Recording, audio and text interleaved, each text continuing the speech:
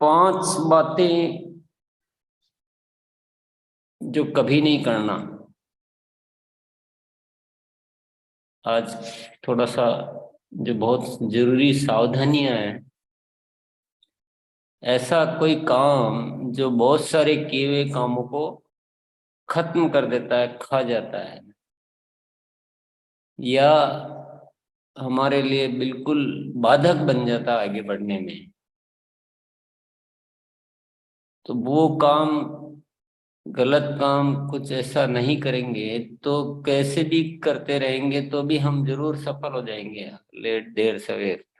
थोड़ा टाइम कम ज्यादा लग सकता है, लेकिन वो गलत किया हुआ जो है ना, वो बहुत सारा किए हुए को खत्म कर देता है। तो बहुत सारे साथी इस गलत प्रभाव में आकर, गलत प्रलोभन में आकर, गलत शिक्षा में आकर, गलत पुरानी कोई आदत की वजह से कुछ ऐसी गलतियां कर बैठते हैं और उसका बहुत सारा नुकसान होता है। ऐसा बहुत बार देखा गया है, पाया गया है। तो उन्होंने गलती कर दी है, उन्होंने नुकसान कर लिया है, हमने जान लिया है। तो अब आपको गलती करके नुकसान करने की जरूरत नहीं है। केवल आज ये निश्चित कर लें कि वो काम कभी नहीं करना है, ऐसा कभी नहीं करना है। क्या एक कहावत है ना कि जो इंसान खुद की गलती से सीखता है वो होता है सामान्य, और जो दूसरों की गलतियों से सीखता है वो होता है बुद्धिमान, और जो खुद की गलतियों से भी नहीं सीखता है वो होता है बिल्कुल नादान। तो हमको क्या बुद्धिमान बनना है आज? हम क्यों गलती करें, हम दूसरों की से ही सीख लेते हैं। और मैंने और हमारे बहुत सारे वरिष्ठ साथियों ने जो अनुभव में पाया गया है कि ये गलतियां जो है होती है फील्ड में, कभी कभी कुछ साथी करते हैं, सब तो नहीं करते हैं। आप भी नहीं करते हो तो बहुत अच्छी बात है। पर न करनी है न होने देनी है। अगर हम तो नहीं करते हैं लेकिन हमारी टीम में से कोई करता है तो उसका नुकसान कौन उठाएगा? वो भी हमको ही होगा, टीम को भी होगा। तो होने भी नहीं देनी है, करनी भी नहीं है। वो ऐसी पांच बातें ही बता रहा हूं मैं आपको। अगर ऐसा बहुत अच्छी तरह से इन बातों को जानना हो, बहुत अच्छी तरह से कि क्या क्या नहीं करना चाहिए और क्या करना चाहिए पूरा डिटेल में, तो फिर आपको पढ़नी पड़ेगी बुक 100% सफलता।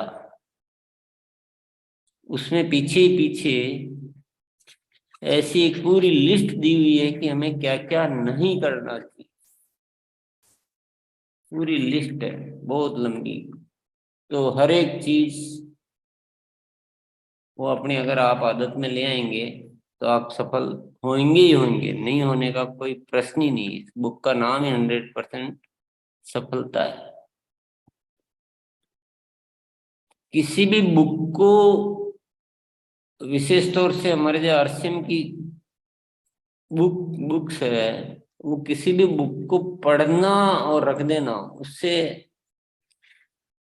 नहीं। जो पढ़ो उसको आप अपने आदत में लो, आप उसको अपनी सफलता के अलार्म की डायरी में लो, तो वो उपयोगी होगी ना।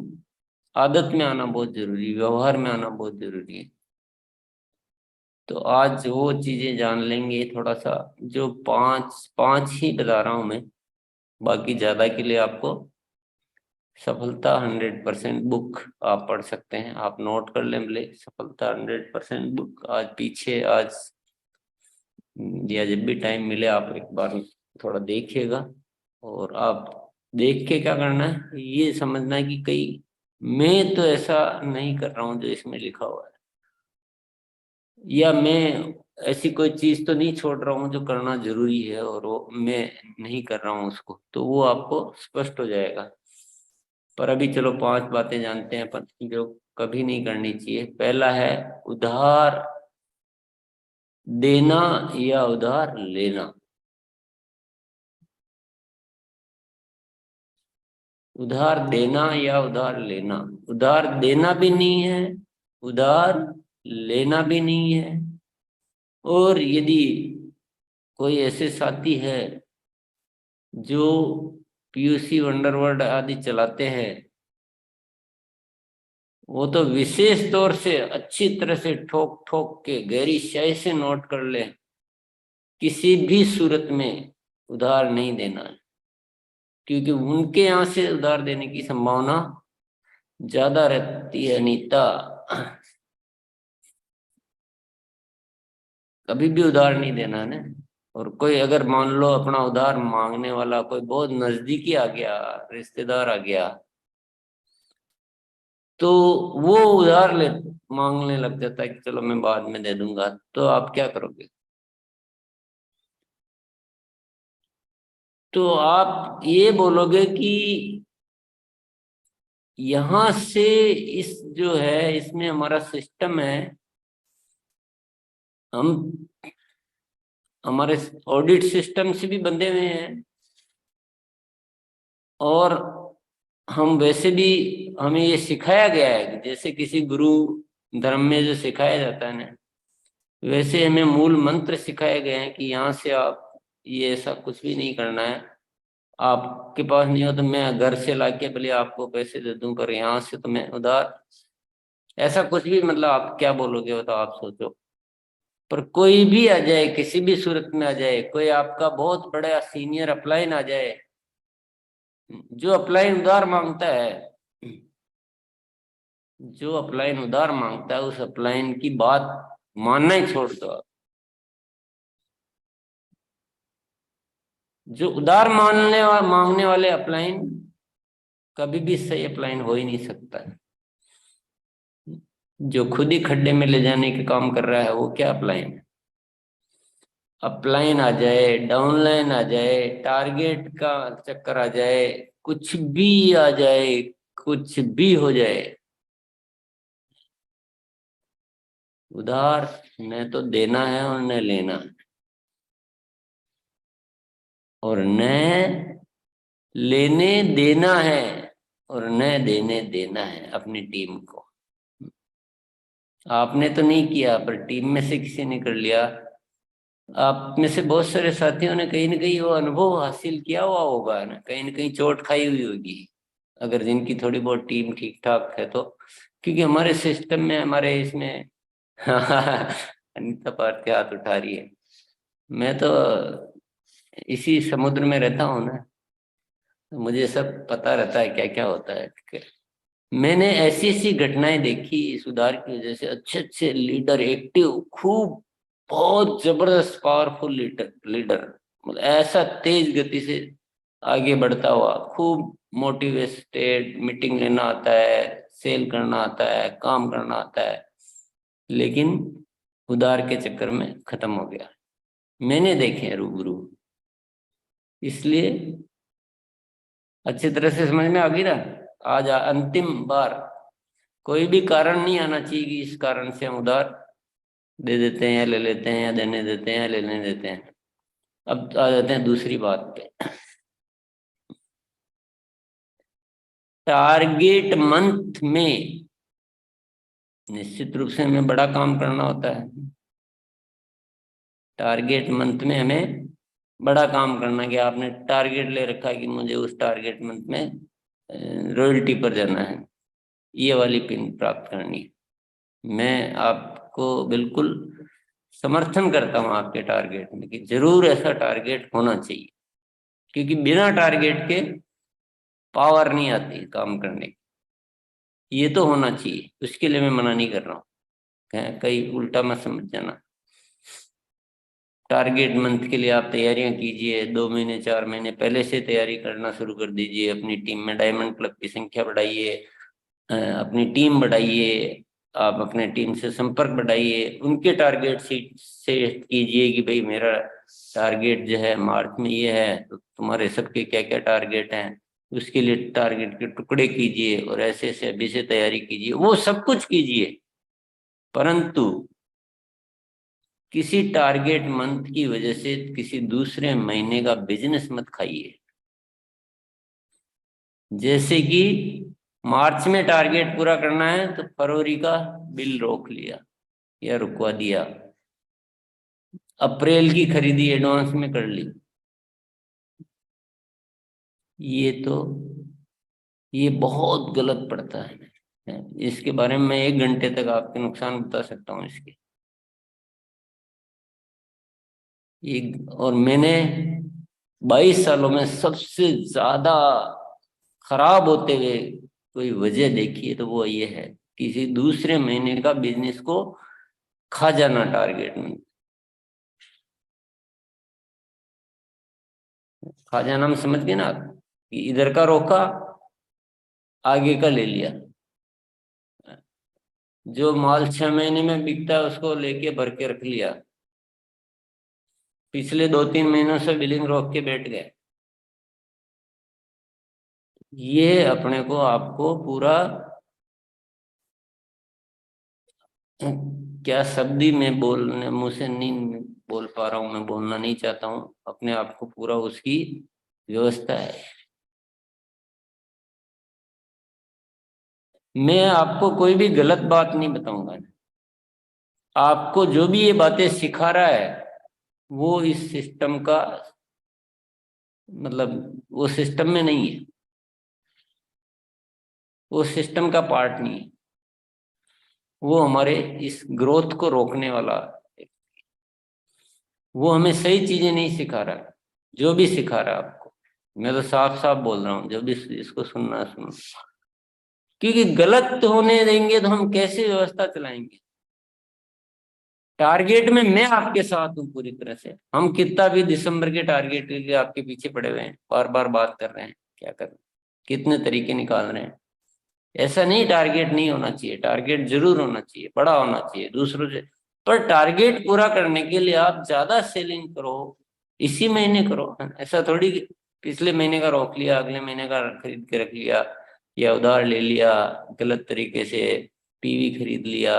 ये कोई सब गलत धंधे नहीं करने। सबसे ज्यादा नुकसानदायक चीज है, गांठ बांध लीजिए। तो दोनों चीजें, टारगेट मंथ नहीं करना, ये मैं नहीं कह रहा हूं। कहीं आ जाके बात मत फैलाना कि टीसीजी तो, हम तो टारगेट मंथ पे काम कर, हम तो वो लेते हैं और टीसीजी मना करते हैं। नहीं, आप लेते हो, आप नहीं भी लेते हो तो मैं कहूंगा कि लो जरूर। टारगेट मंथ क्यों नहीं लेंगे, लेंगे जरूर लेंगे, अच्छी तरह से काम करेंगे। पर गलत तरीके नहीं। गलत तरीके से क्या होता है, टारगेट मंथ में तो हम, क्योंकि हमने सही तरीका तो सीखा ही नहीं, ऐसी चीजें तो सीखी नहीं जो आगे बिजनेस बढ़ाने में हेल्प करती थी, और उल्टे सीधे तरीके से कर लिया। फिर उसके बाद क्या गति होती है, उसके बाद हमारे साथी, बहुत सारे साथी जो है वो एकदम डाउन बिजनेस चला जाता है। फिर वो निराश हो जाते हैं, बहुत दिनों तक प्रयास करते रहते हैं, निराश हो जाते हैं, खत्म हो जाते हैं, अविश्वास हो जाता है, छोड़ जाते हैं। फिर आप कहते हो ना छोड़ गए।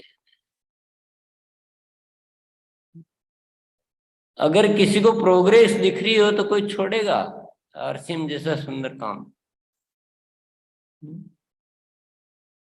फिर कहते हैं कि इतना टाइम हो गया मेरे को, इतने साल हो गए मैं इस रॉयल्टी पर हूँ। अरे आपने कारनामे ऐसे किए।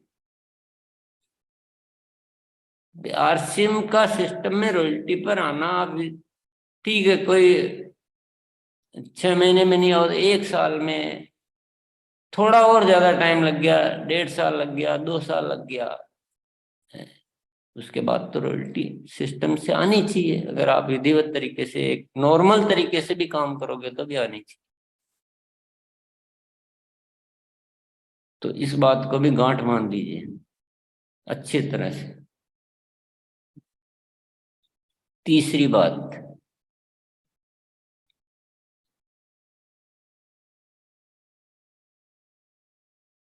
कभी भी किसी को दूसरी दूसरी जगह काम करते हुए साथी को कभी भी अपनी लेग में आने के लिए नहीं कहना। अगर वो कहे कि मुझे वहां सपोर्ट नहीं मिल रहा है, मुझे आपके यहाँ ले लो, तो बोलो सपोर्ट मेरे से हो पाएगा, मैं वहीं दे दूंगा, लेकिन आप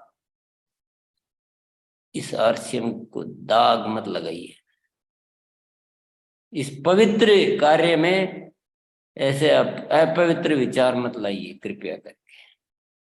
अगर आपका मेरा का परिचय है, मैं आपको मेरी मीटिंगों में आप आना, या जो भी मेरे से हेल्प हो लेगी आपको प्रोडक्ट वगैरह की या जो भी है, मैं वैसे कर सकता हूँ जो भी मेरे से हो पाएगी उतनी, लेकिन ऐसा गंदा ये विचार कैसे, मैं सोच भी नहीं सकता हूँ, ये तो मैं सोच भी नहीं सकता हूँ। तो न तो किसी से लाना, और कोई ऐसा कहे आपको कि आप वहां क्या कर रहे हो, आपको इतना टाइम हो गया, आपको रोल्टी नहीं आ पाए, आप लो इधर आओ, मैं आपको ये 1 लेख देता हूँ और आपको फटाफट रोल्टी पिलाता हूँ, ये आ जाओ। ये फलाना भैया तो आपको रोल्टी पर ला ही नहीं पाया। तो उस आदमी की बात कभी भी मत सुनना, क्योंकि वो जो गलत ऐसी सलाह देने वाले साथी कभी भी आपको सक्सेस हो ही नहीं सकते, वो सिस्टम के पार्टी नहीं। तो न तो किसी से लाना, न किसी के जाना। अब आप बोलोगे क्या करें, हमारे तो अपलाइन ही छोड़ गए। न, तो अनीता भारती अपलाइन भले ही छोड़ जाओ, पर सिस्टम आपके साथ है, अभी तीसी छाबड़ा आपके साथ है। और सबसे सबसे ज्यादा साथ क्या है, जीवन मूल्य हमारे साथ है। हम मूल्य आधारित काम करते हैं, और हम मालिक हैं ना। अपलाइन को तो हम शुक्रिया करते हैं कि हमें इतना सिस्टम दे गया और हमें इस आरसीएम रूपी महान यात्रा में शामिल कर गया, भले ही नहीं करता तो नहीं करता, फिर भी उसको शुक्रिया है, फिर भी हम धन्यवाद देते हैं, हमें कोई शिकायत नहीं। और हम तो इस बात का और शुक्रिया देते हैं कि शायद वो होता तो हम इतना नहीं सीख पाते, अब वो छोड़ गया तो हमें खुद को सीखने का ज्यादा मौका मिल रहा है, क्योंकि जब इंसान पे दबाव आता है तो वो ज्यादा सीखता है। तो ये नजरिए का मामला है, विचारों का मामला है। अपलाइन छोड़ जाए, डाउनलाइन छोड़ जाए, दूसरा बहुत ज्यादा सुपर एक्टिव अपलाइन आपको न्योता दे या कुछ प्रलोभन दे, ये सारी चीजें ये सिस्टम में घातक कैंसरस रोग है ये हमें पूरी तरह से हटाना है। तो हम पहले, हम खुद ही अगर ऐसा करते तो हटाने की बात कहाँ से करेंगे। तो खुद भी इन चीजों में नहीं आना है, और न अपनी लाइफ लाइन को आने देना।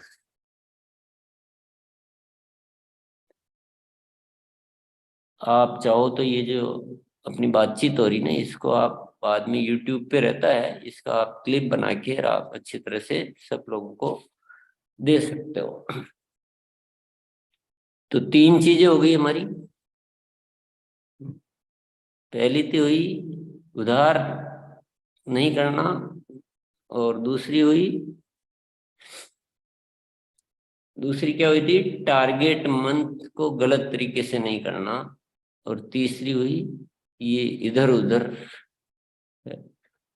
भटकती हुई आत्मा की तरह आरसीएम नहीं करना, स्थिर आत्मा की तरह, शांत आत्मा, सशक्त आत्मा, जहां है वहीं करना, चाहे पूरा ही चला जाए, अकेले रह जाओ तो भी वही रहना।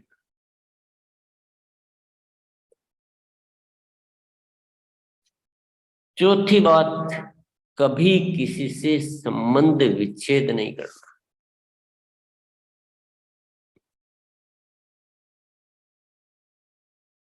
चाहे वो आरसीएम करता रहे, चाहे छोड़ दे, चाहे और कोई घटना हो जाए, कुछ भी हो जाए, अपनी ओर से किसी से संबंध विच्छेद नहीं करना। कोई अगर गलत करता भी है वो उसका कर्म है, हमारा, हम मूल्य आधारित जीवन जीते हैं, ठीक है, हम उतने संबंध नहीं रखते हैं उससे, उससे कोई सलाह भी नहीं लेते हैं, उससे बच के भी रहते हैं, वो सब ठीक है। पर ऐसे हिसाब लगा लगा के कि इससे संबंध रखने और इससे नहीं रखने, कोई हिसाब नहीं लगाना है। संबंध ठीक है, अगर जितना हो पाता है, जितना ठीक है, मतलब जो आगे हमारे लिए ठीक है उतना संबंध हम मेंटेन रखते हैं, बस उससे ज्यादा नहीं रखते। वो स्थिति हो सकती है, पर पूरी तरह से संबंध विच्छेद किसी से नहीं करना।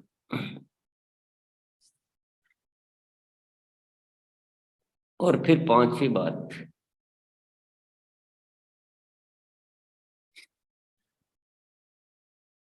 पांचवी बात हो सकता है किसी को खराब लगे, पर मुझे आज कहना है, गलत अपलाइन की बात नहीं मानना। अपलाइन की परिभाषा क्या है, मैं आपको थोड़ा सा बता देता हूं। अपलाइन की परिभाषा है आरसीएम के जो मूल्य है, आरसीएम की जो मूल्य है, उन मूल्यों पर जो चलता है, उन मूल्यों की जो सलाह देता है और उन मूल्यों पे खुद कायम रहता है, वो अपलाइन है। जो मूल्य आधारित नहीं है, जो गलत सलाह देता है, जो आपको उधार की बात करता है, टारगेट मन पे गलत तरीके सिखाता है, या थोड़ा थोड़ी सिखाता है, या जो कुछ भी सिखाता है, ऐसे कर लो वैसे कर लो, वो अपलाइन की परिभाषा में नहीं आता।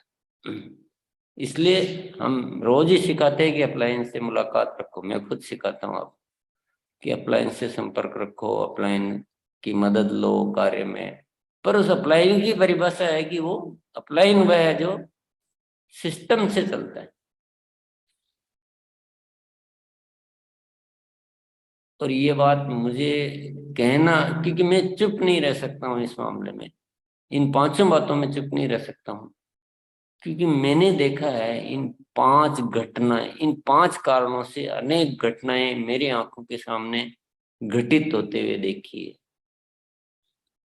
बहुत सारे व्यक्ति बेचारे सीधे साधे भोले भाले काम करते हैं, लेकिन उनको पता नहीं किसने मिसगाइड कर देते हैं, कोई ऐसा कर देते हैं, और वो बोलते हैं हमें तो पता ही नहीं था सिस्टम का, अपलाइन ने ऐसा करवा दिया। तो ऐसे कोई उधार में खत्म हो जाते हैं, कोई इधर उधर लालच में आके लेग में इधर उधर करके खत्म हो जाते हैं, कोई टारगेट गलत तरीके से करके खत्म हो जाते हैं, कोई गलत अपलाइन की सलाह से खत्म हो जाते हैं। इसलिए ये पांच बातें बहुत अच्छी तरह से आपने नोट कर ली होगी, और नोट करने से ज्यादा, कहीं ज्यादा जरूरी है कि ये अच्छी तरह से ये पूरा, कि कोई कुछ भी हो जाए, लेकिन ये पांच बातों से हमें दूर रहना है और दूर रखना है टीम को। तो मैं एक बात आपको यहाँ पर ये कहना चाहता हूँ कि अगर ये पांच बातों से आप सावधानी रख लोगे, और आरसीएम को आप भले ही बहुत ऊपर सुपर तरीके से नहीं भी करोगे और सामान्य तरीके से भी करोगे, तो भी आप एक दिन सफलता की ओर बढ़ोगे, बढ़ते रहोगे, क्योंकि ये सिस्टम की ताकत है। लोग आपके साथ आएंगे, धीरे बढ़ेंगे तो धीरे बढ़ेंगे, धीरे टीम बढ़ेगी, पर सिस्टम की ताकत है कि आप सफल होगे।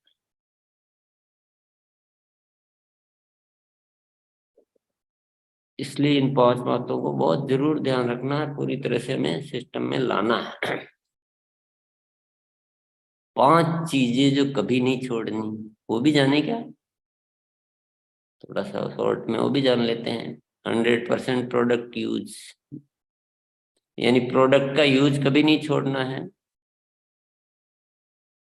दूसरा, मीटिंग सेमिनार में जाना कभी नहीं छोड़ना है, जैसे कार्यशाला है या और कोई मीटिंग है। तीसरा, अपलाइन और डाउनलाइन से बातचीत करना कभी नहीं छोड़ना है। संपर्क, फॉलो अप आदि बना के रखें। आरसीएम की जो ऐप है, मोबाइल ऐप, उसको देखना कभी नहीं छोड़ना है।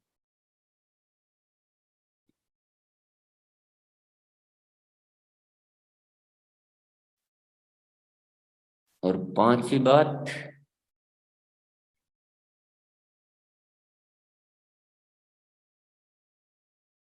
पांचवी बात मैं सोच रहा था जब तक ये टाइम हो गया और मैं आपके इसमें मीटिंग में आ गया। अब मैं आप लोगों के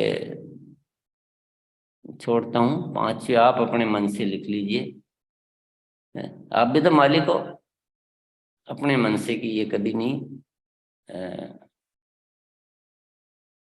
मतलब ये छोड़नी नहीं ये गतिविधि। तो चार मैंने लिखा दिए, 100% प्रोडक्ट यूज, मीटिंग सेमिनार में आना, डाउनलाइन अप्लायंस से बातचीत और आरसीएम की मोबाइल ऐप। तो पांच ही आपके हवाले है। तो पांच बातें जो कभी नहीं करनी है और पांच बातें जो कभी नहीं छोड़नी है, आज हमने ये सीखा है। और